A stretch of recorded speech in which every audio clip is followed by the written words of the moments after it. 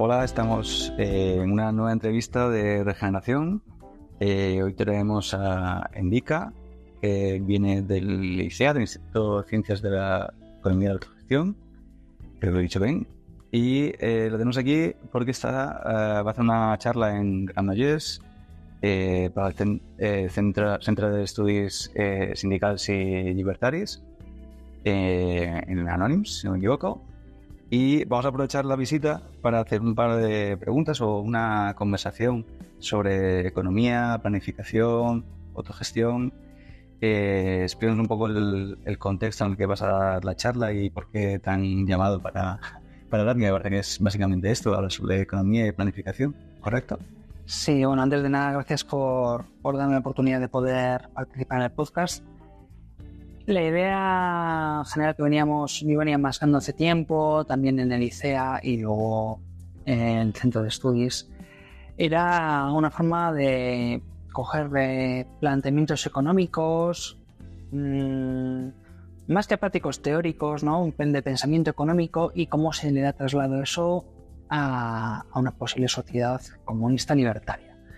Eso en sí es un ámbito enorme, extenso y muy complejo, y lo que vengo a explicar es un breve resumen del pensamiento económico del siglo XIX en adelante, sobre todo la parte más clásica, marginalista, etcétera. No tanto a explicar lo contemporáneo por el planteamiento que hay, que es muy extenso y ahora mismo se ha expandido, digamos, las diferentes ramas de la economía sin que haya una línea troncal muy clara a la que se vayan escribiendo, y compararlo o intentar trasladar eso a lo que es el pensamiento económico anarquista, si es que existe algo como pensamiento económico específicamente anarquista, y la utilidad que puede tener en un proceso de transición al comunismo libertario.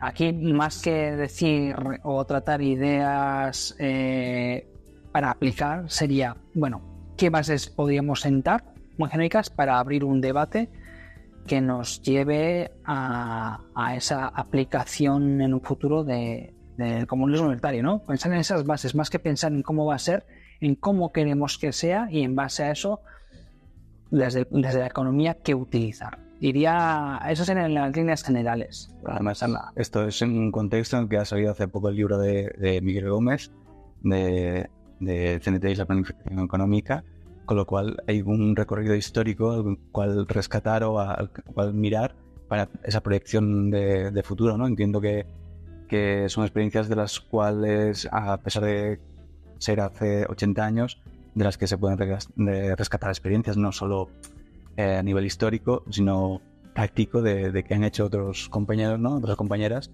en un contexto en el que se ha abierto esa ventana de oportunidad de explorar una economía iba a decir sin mercado, porque esto da para otra pregunta, que sería un poco que plantease si puedes las propuestas que hay actualmente de economía.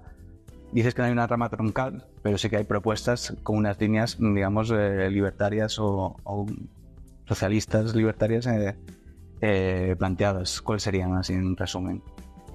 Tomando el principio que has comentado del libro de Miguel, hay una frase que a él se la ha escuchado, que es: si no haces política te la van a hacer, y seguramente en tu contra, ¿no? Creo que es de una de Machado, no sé si es de la de Machado o algún otro, ¿no? Si no haces economía política te la van a hacer, y seguramente en tu contra, ¿no? Y la lectura del libro, una de las conclusiones que saco yo es personal, ¿no? Es: si tú no planteas, no planificas, la realidad se te va a imponer y te va a llevar por caminos que seguramente no quieras, no deseas, o llegues a unas conclusiones o a un final que no es el que estabas buscando desde un principio, ¿no? Entonces, aquí el planteamiento que traigo es el de hacer esa economía política y reflexionar para lograr esos objetivos libertarios en el buen sentido de la palabra. Lo que ocurre, y quizás una percepción personal, es que hay muchísimas propuestas de prácticas de economía que quizá tienen sus conexiones, pero no están tan conectadas y se convierten en muchos proyectos microeconómicos. Islas, ¿no? Digamos. Islas. Y claro, aquí se trata de hacer archipiélago. Es decir, vamos a dar una coherencia a todo lo que va habiendo y vamos a sacar de esas pequeñas islas el archipiélago, lo que sea algo más meso o más macro, ¿no? Porque a nivel macro, estos de proyectos económicos, de economía política alternativa al capitalismo, hay unos cuantos, con los que algunos se puede estar de acuerdo, otros menos, etcétera. Pero no sé si muchas veces casan esos proyectos de teoría económica con esos proyectos microeconómicos, o proyectos que se lleven en el día a día, ¿no? Hay una desconexión, ¿qué decir? Hay casos en los que son conscientes y está conectado con alguna de las tres que puede haber, pero yo creo que sí falta por lo menos visualizar esa conexión, ¿no? Si estamos tratando de crear una economía postcapitalista, ¿no? Que supere el capitalismo, dentro del capitalismo entra de todo. Entra desde una situación de economía estilo Mad Max, ¿vale? Y a otras utopías libertarias. Pues habrá que repensar cómo articulamos todos esos proyectos que están en marcha y que son útiles porque son la expresión práctica de esa alternativa con sus propias limitaciones dentro de un marco teórico o un marco teórico de pensamiento económico más amplio. Yo creo que hay gente que lo está pensando, lo está haciendo, muchas veces se queda en el mundo académico, no se lleva al modo más militante, social, sindical, etcétera. Y es ese puente, o como has comentado tú, convertir esas islas en pequeños archipiélagos con esas conexiones para poder pensar más allá de ese pequeño proyecto, ¿no? Y cómo conectamos esos dos mundos, ese mundo más académico, teórico, con la realidad y las veces que hay proyectos en marcha. Ahí yo creo que puede ser uno de los retos que tengamos ahora mismo si lo enfocamos desde el punto de vista económico. Claro, haría falta una especie de movimiento político, por así decirlo, que aglutine, o sería una posibilidad, una opción, ¿no? Un movimiento político que aglutine esas experiencias más prácticas con esa teorización revolucionaria para una consecución de un cambio, ¿no? O sea, no, digamos que lo que percibo, lo que me explicas, es eso, que falta como esa conexión que puede ser a través de un movimiento político o algo más estructurado, ¿no? Que sí, pero si no hay músculo, da igual el cerebro que haya. Y aquí quizás lo que desde mi punto de vista lo que puede estar ocurriendo es que, por un lado, cuando se plantea a nivel teórico en estos modelos, se hace cada uno, remito a la academia. Desde mi punto de vista, yo planteo mi modelo, es un modelo que está muy desarrollado, coge muchos elementos, pero es cerrado. ¿Cómo dialoga ese modelo con otra persona, otro grupo, otro colectivo que ha desarrollado otro modelo? ¿Cómo dialogan? ¿Cómo se pasa a una construcción crítica entre diferentes modelos para poder ir puliéndolos, etcétera? Hasta ahora lo que ha ocurrido es que, al ser desde el punto de vista académico, donde los egos están ahí y marcan mucho, depende de quién sea la persona que lo esté proponiendo, tendrá unos partidarios y unas detractoras. Aquí hay que romper esa pared, y eso sería la primera cuestión para poder trasladarlo. Y luego, para poder dialogar sin que sea siempre las críticas de lo tuyo sí, lo tuyo no, esto sí, esto no, etcétera, no, como puede haber habido en otros momentos, ¿cómo lo conectas con esas bases? Y ahí sí estoy de acuerdo que tiene que haber un momento sociopolítico, podemos llamarlo organización, etcétera, que al final tenga una masa crítica, porque al final el cambio va a ser cuando haya organizaciones tanto específicas pero también de masa que lo puedan ir implementando. Ahí eso sería una de las claves, siempre que se asuma el debate crítico entre las diferentes plataformas, sin que acabemos, como suele ser habitual en los ambientes políticos, acuchilladas o maltratándonos y haciendo que, diríamos en la escuela, hacer pequeños chocos o pequeños retos. Hay que superar esa cuestión, ¿no? Y eso no se va a dar per se desde el mundo que lo puede estar diseñando a nivel de la academia, porque es un mundo que está hecho para que sean pequeños chocos o guetos, sino desde organizaciones sociopolíticas, ya sean más específicas o más de masas. Ahí creo que puede estar el puente. Y sé que eso, cuando muchas veces se plantea ese modelo, a la gente lo primero que da es, para el mundo libertario, es: me estás marcando aquí unas líneas que yo no quiero tocar.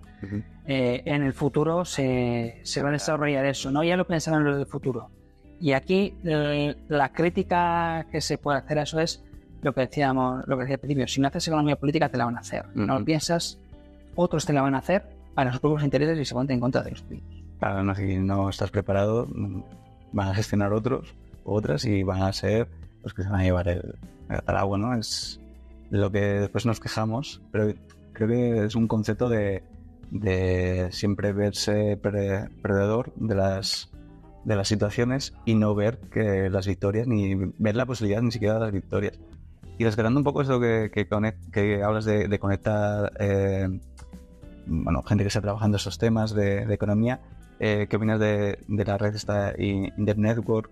Que creo que de alguna manera encaja con lo que estabas comentando ahora, ¿no? De intentar conectar gente que está con diferentes teorías trabajando este tema de la planificación económica, de ver cómo se puede resolver estos temas de cara a un futuro, a veces planteado un poco próximo o transicional.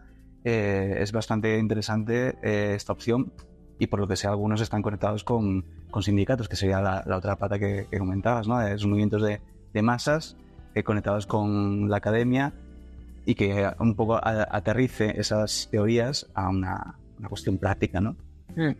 Aquí yo creo que el INDEP surge por necesidad. O sea, hablamos de los últimos 20 años en los que ha habido diferentes propuestas alternativas, cada una muy centrada en lo suyo, y la realidad es que estos 20 años, desde mi percepción, no se ha avanzado en la implantación de esas propuestas. Entonces, yo creo que esto viene de una reflexión de cierta gente que ha ido desarrollando vamos a ponerlo todo en común. Yo creo que es un punto a favor. Además, líneas que quizás en otras décadas hubiesen estado contrapuestas. Y eso para mí es un avance. Que ese avance se debe a que nos está comiendo el capitalismo, que el cambio climático lo va a reventar todo y que las perspectivas de vida de aquí a 30 años no tenemos ni idea de cómo van a ser, pero tal como están, esto va a ser un caos en diferentes aspectos. Yo creo que eso hace la necesidad, es una urgencia de ponerlo en marcha, ¿no? Y es cierto que está comenzando. Hay que ver cómo se establecen esos diálogos, esas críticas constructivas, ¿no? No para acabar con un único modelo, que no creo que sea el objetivo, pero sí de intentar pulir cada uno de ellos para que por lo menos se enmarquen unas líneas generales de qué es lo que tenemos que tratar y cómo que tenemos que trabajarlo. Y aquí esto liga con las organizaciones de base. Yo vengo del sindicalismo, entonces mi creencia va por ahí. Sé que puede haber otros espacios en los que se puede también estar desarrollando. Y aquí yo lo traslado. Dentro del mundo sindical necesitamos este tipo de reflexiones y traerlas, porque al final estamos en primera línea de fuego en el mundo del trabajo, y más allá del trabajo sindical habitual, que es el de supervivencia y de autodefensa, hay que ir a algo propositivo, ¿no? Por esa misma sensación de urgencia que hablaba de la creación del INDEP a nivel sindical. Entiendo que en el mundo ecologista y diferentes ámbitos puede estar ocurriendo más o menos más de lo mismo, pero en lo que se trabaja en el INDEP hay que aterrizarlo. Y ahí están esas organizaciones que tienen también esa responsabilidad. Es un marrón, o sea, sí. Porque hay que ponerlo sobre la mesa, hay que llevarlo, y nos va a llevar también a contradicciones entre lo que podemos pensar en un momento y lo que se nos está trayendo. Pues bueno, intentar solventar esas contradicciones de una manera crítica y constructiva, y no como se ha hecho muchas veces de negación y rechazo, que porque la urgencia nos va a llevar a eso, que no nos va a quedar otra. conectando con esto, yo creo que es importante rescatar propuestas que se han hecho, desde aquí hemos hecho, de conectar la transición ecosocial con el sindicalismo, porque es, como dices, es en primera línea de fuego donde está la intervención y donde va a afectar todo ese cambio de paradigma o estos límites biofísicos que nos vamos a tener que encontrar y saber cómo vamos a reaccionar. Es decir, o nos lo planificamos, hoy lo pensamos críticamente, como dices tú, o vamos a acabar muy probablemente en un ecofascismo muy fácilmente. Si no hay ninguna resistencia, bueno, es una teoría que se baraja como plausible debido a que no hay ese músculo que comentamos, no hay no solo músculo sino cerebro para que enfrentar esta situación. Sí, y esto es parte de la charla. Parte de la charla viene a decir, bueno, hay diferentes propuestas, hay varias líneas en las que hay que trabajar y el objetivo es trabajarlas desde ya, porque esa transición como un libertario, que son palabras muy bonitas, pero un proceso duro, complicado y que no tiene un final cierto. No sabemos hacia dónde va a ir. Si queremos hacer que en el contexto que nos toca vivir de aquí a 30 años esto vaya mejor, o sea, tenemos que estar ya debatiéndolo para poder tener la estrategia sindical adecuada. Y aquí yo no estoy metido en la transición social, ¿no? Yo soy más un lector o un espectador más que estar metido de lleno por cuestiones vitales, ¿no? Pero es cierto que en esa intersección entre trabajo, mundo del trabajo, ¿no? Mundo del empleo, si queremos hablar de empleo asalariado, tendría que ser más allá, y el tema de la transición ecosocial. Estás escuchando una entrevista para regeneracionlibertaria.org. Deben de cruzarse los dos mundos, porque al final no deja de ser unos aspectos del otro. Está en el mundo del trabajo, el mundo económico, sin esas cuestiones, sin esos recursos naturales, ¿no? No va a funcionar, no va a funcionar la economía como se plantea con todos esos cambios. Y en esa intersección que yo creo que se están dando experiencias, proyectos que habrá que ver cómo van, hay que experimentar, hay que probar y hay que ver cuáles funcionan, cuáles no.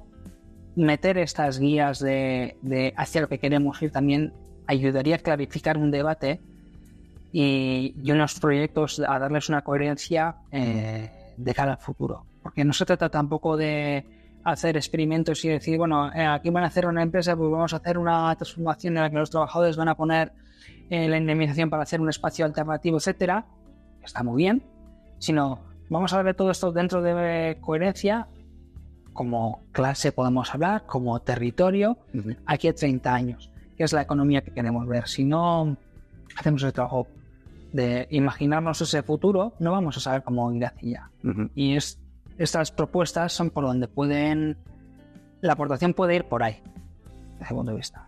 ¿Y ahora mismo tú crees que, que nos deberíamos centrar en formación para precisamente entender el mundo que nos rodea con perspectiva de transformarlo y ver en qué líneas podemos transformar o actuar desde ahora, o en qué sería, por ejemplo, el trabajo de ICEA a corto plazo? A mí me encantaría que fuesen todos los frentes a la vez. A la vez hay que escoger. Pero no, los recursos humanos, como dicen en las empresas, son los que tenemos, las personas que son los que tenemos, y aquí desde el ICEA pues abrimos una encuesta en verano, ¿no? Para preguntar a gente de organizaciones libertarias, tanto sindicatos, que desde el ICEA qué es lo que les gustaría, ¿no?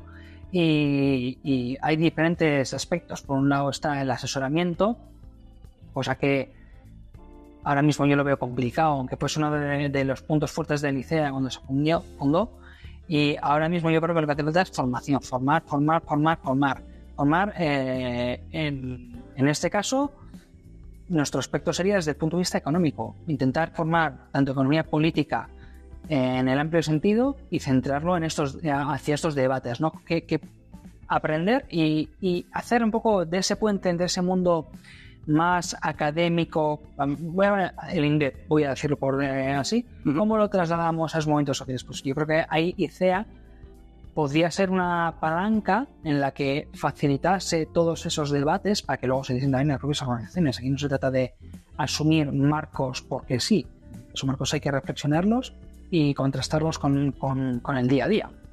Porque podemos pensar a nivel teórico una economía alternativa súper eficiente, perfecta, etcétera, y puede que empezamos a ponerla en marcha y esa era pura teoría, no está en la práctica, ¿no? Claro, además cuando lo planteas desde un punto de vista de democratizar la economía, de democratizar la toma de decisiones en la planificación económica, es imposible calcular todo para que sea al milímetro eficiente, pero no tiene, bueno, para mí, por lo menos, no tiene ningún sentido. Tiene que haber margen al error y a la prueba-error. Y a la experimentación, ¿no? Eso siempre se decía, pues habrá que experimentar con diferentes modelos. Pues quizás sí. No, yo no lo tengo claro, ¿eh? No, o sea, yo parto de tener la mente abierta a escuchar diferentes alternativas, sobre todo las que no están orientadas hacia el mercado. Sí, no, de hecho, que no hemos explicado, INDEP, para quien no sepa, INDEP es una red de organizaciones, colectivos, grupos que hacen como estudios económicos o propuestas de planificación socialista, pero desde varias perspectivas. Hay gente de Parecon, gente de IDAS de Alemania, que es, digamos, toca más un tema consejista, ¿no? Digamos, y gente de cibercomunismo, y pues hay otras perspectivas que no conozco, pero vamos, estas son las que conozco. O sea que para poner un poco de contexto de que estamos hablando de una red un poco diversa y con debates interesantes que creo que, lo que dices tú, hace falta aterrizar. Sí, eso es cuando íbamos con el tema de Parecon, ¿no? Lo lees, es sencillo de entender, no tiene una complejidad técnica de leer. Uh-huh. Eso sí, cuando se va a poner en aplicación surgen muchas dudas, y esto cualquiera que ha estado en un proyecto autogestionario, por ejemplo, hay una cuestión que es la relación entre personas, que eso es la clave de cualquier proyecto, sea lo que sea. Uh-huh. Claro, eso no está reflejado directamente, porque no tiene por qué estar reflejado, pero puede ser la clave en un proyecto determinado, ¿no? O también con el cibercomunismo, ¿no? Uh-huh. Pues eso, me iré empapando poco a poco. ¿Cómo se aterriza? Pues ahí yo creo que es un reto. Eso es uno de los retos, pero el hecho de servir de puente para que luego se pueda experimentar y servir de apoyo a organizaciones que quieran ir probando cosas y ir debatiendo, y sobre todo, ir probando porque es importante probar las cosas. Sí, porque además esto puede ser un macro debate, pero tiene muchos micro debates internos. Me comentaba un compañero el otro día el tema que alguna de estas colectivos y organizaciones no plantean el tema de cómo resolver la división social, ¿no? El trabajo manual y intelectual, cómo se generan los espacios o las dinámicas para que se rompa eso. Hay propuestas de sorteo para ciertos trabajos, hay otras propuestas que son más rebuscadas, pero que no es una cosa cerrada. Para nada, y un poco tirando de experiencias prácticas e históricas, en el caso de los Yugoslava, ¿no? Es un trabajo, una experiencia que se ha trabajado, se ha analizado. Pues había una cuestión que en la teoría funcionaba muy bien. Bueno, en la propiedad era del Estado, no era de los trabajadores, ¿vale? Partimos de ahí, ¿no? Y las decisiones de inversión partían de el Estado porque era el capitalista. Pero bueno, al margen de eso, el funcionamiento era muy asambleario, autogestionario, y de hecho los cargos de responsabilidad se iban rotando. Uh-huh. Pero aquí surge un problema. Cuando tú estás con tus compañeros de trabajo en el taller y te mandan 2 años a ser el directivo, a tomar ciertas decisiones, aunque sea de manera autogestionaria, vas a tomar decisiones que vayan a ir en contra de tus hasta ahora compañeros de trabajo. Y luego vas a volver después. Sí. Entonces, una de las lecturas que se hace es que en ese sentido yo lo que decía, pospuso las competitivas, posponían muchas decisiones por esa cuestión tan humana, uh-huh. ¿no?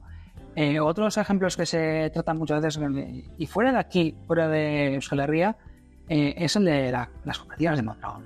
Uh-huh. Tú vas al mundo anglosajón, referencia, sí. Son referencia. Y es cierto que es mejor eso que tener grandes multinacionales o otro tipo de empresas, ¿no? Pero yo tuve la oportunidad de vivir cuando Fagor estaban tomando las decisiones de cerramos, no cerramos, apoyamos o no apoyamos. Ahí la realidad es que dentro de la cooperativa Mondragón tenían Fagor en la parte que hacía electrodoméstico en línea blanca, y bueno, tuvieron ciertas decisiones que a largo plazo se han visto que eran erróneas de inversión, comprando empresas grandes para entrar a ciertos segmentos que no eran rentables, como sé yo, están dentro del mercado, los capitalistas. El resto de cooperativas la apoyaron a salvar a Fagor Electrodomésticos dentro del grupo. Pero hablando con gente, porque yo estaba justo en Oñati, ¿no? Hablando con gente que era de otras cooperativas, decían, hemos apoyado porque es Fagor, pero no deberíamos apoyar financieramente a esa cooperativa. No, porque es sentimental, es que... Sentimental y bueno, que no, que es Fagor y que hay que salvar. Que si fuese otra cooperativa del Grupo Mondragón no se hubiese hecho. Luego quebró. Y luego de Mondragón salieron varias cooperativas, se independizaron. Eso lleva a poner sobre la mesa, ¿no? Como un proyecto cooperativo. Hay muchos tipos de cooperativas, pero Mondragón, pues, tiene ciertas cuestiones y tú hablas con cualquier sindicalista en Euskal Herria y del Grupo Mondragón, Flores no te va a echar por funcionamientos que tiene, ¿no? Pues esos son también experiencias reales que algunos toman como ejemplo, pero también hay que tomar como fracaso de modelo. El Mondragón está dentro del modelo capitalista y es una empresa con ciertas, como diría yo, con cierto color más humano, ¿no? Con humanidad en el trabajo, lo llaman así. Capitalismo con rostro humano, ¿no? Pues sí, bueno, eso sería, ¿no? Eso sería, claro, todo esto que son casos que están sobre la mesa, pues cuando se ven a hablar estos modelos históricos van a surgir cosas parecidas en el sentido de que no va a ser como se planteaba, va a haber un montón de problemas.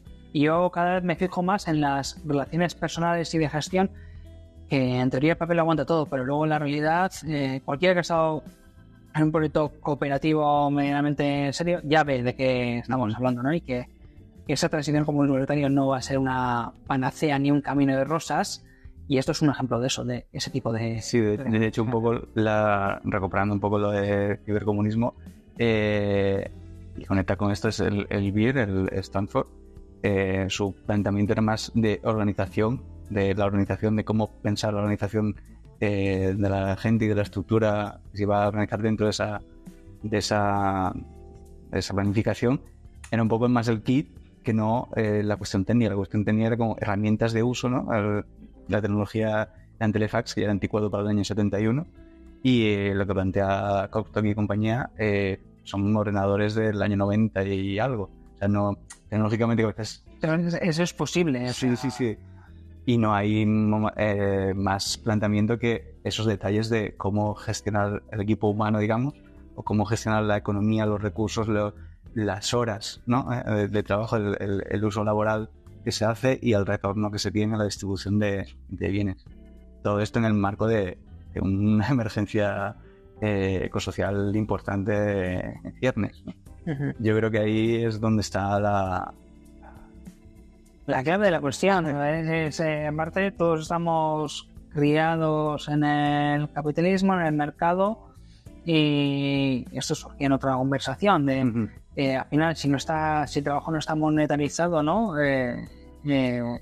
Lo complica más en el sentido para la sociedad actual, ¿no? Ahora, si quitamos la moneda, claro, eso plantea a nivel psicológico cuando todo el mundo ya tiene asumido que hay que ganar dinero, el dinero se gasta, y la idea esa del libre consumidor que con su moneda, con sus euros, es como vota democráticamente en el mercado, ¿no? Claro, todo esto lo tenemos hasta dentro, y si la gente que puede ser más militante, más activista, le cuesta, pues para la sociedad en general le va a costar más.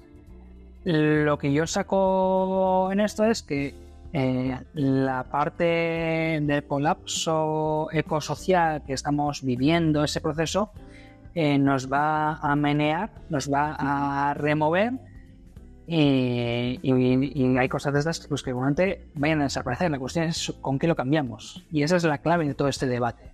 Es por lo menos, porque si no lo tenemos desarrollado, van a venir otros que con unas visiones...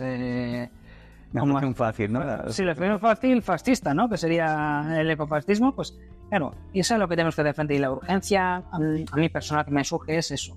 Luego que literalmente tenemos X años de vida y que no podemos estar esperando que la siguiente generación salve las papeletas de lo que hemos hecho mal ahora. Que de hecho que es una cuestión psicológica y cultural perversa de futuros, ¿no? El capitalismo funciona a futuros. Te voy a vender esto porque en futuro esto va a ser muy, muy bueno.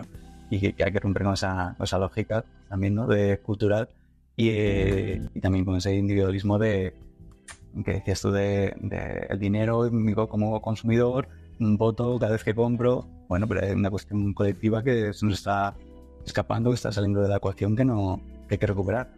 Sí, y ahí está también la clave en la gestión de los conflictos interpersonales, intergrupales. Y aquí esto ya creo que se nos va de la cuestión económica, o sea, se nos va por ahí, pero... Al final es gestión de recursos. Sí, ante los conflictos van a surgir y cómo los gestionamos de la manera más civilizada posible para que esto tire para adelante. Si esto se tuviese en cuenta todo el rato en la cabeza, pues facilitaría mucho las cosas desde ya, pero claro, eso es un cambio cultural cuando hoy día, por ejemplo, un conflicto en un barrio, llamas a la policía y te lo soluciona, o no, o es el que te va la policía a dar. Claro, entre vecinos y vecinas, ¿no? A nivel barrios. Claro, todo esto es un cambio cultural que como se está viendo, se nos van acumulando las tareas y no dan los 24 horas del día, no nos va a dar para solventar todos los cambios, pero que tienen en cuenta. Cuando hablamos de modelos, hablamos de conflictos y de recursos humanos, personales, personas. Y aparte, eso no solo de recursos, de inputs que utilizas, etcétera, va mucho más allá. Sí. Muchas gracias por acercarte a los micrófonos de regeneración. Espero que sepamos más de ICEA, que las formaciones estas se activen. Yo creo que va a haber bastante colaboración entre organizaciones en los próximos años. Es una apuesta que hago a futuro yo también, ya que vamos a hablar de futuros. Y nada, agradecerte que vaya muy bien la charla y toda la actividad del centro social. Me parece el centro de estudios, que creo que es el cierre hoy. Sí. Con esta charla, y creo que sabremos también bastante más del Centra. Y nada, animaros a que sigáis a ICEA, a INDEP, estéis al caso de todas estas formaciones que van saliendo, también de las compas de Liza, que también están haciendo un gran trabajo. Nada, muchas gracias, Endica. A vosotros por contar conmigo, por poder comentar de qué iba la charla y soltar mis pedradas en general.